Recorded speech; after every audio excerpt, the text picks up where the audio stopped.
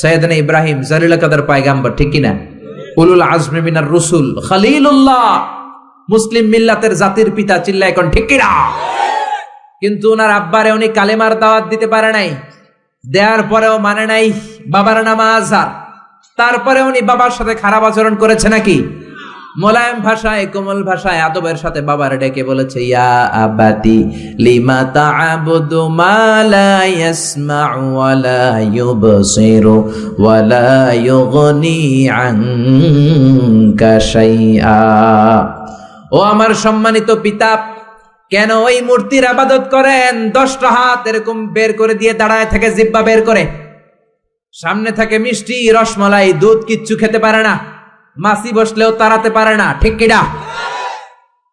কেন এই মূর্তির পূজা করেন? কেন এই পুতুলের ইবাদত করেন? যে এই পুতুল কানে শোনে না, চোখে দেখে না, নিজের গায়ের মাছিটা নিজে তাড়াতে পারে?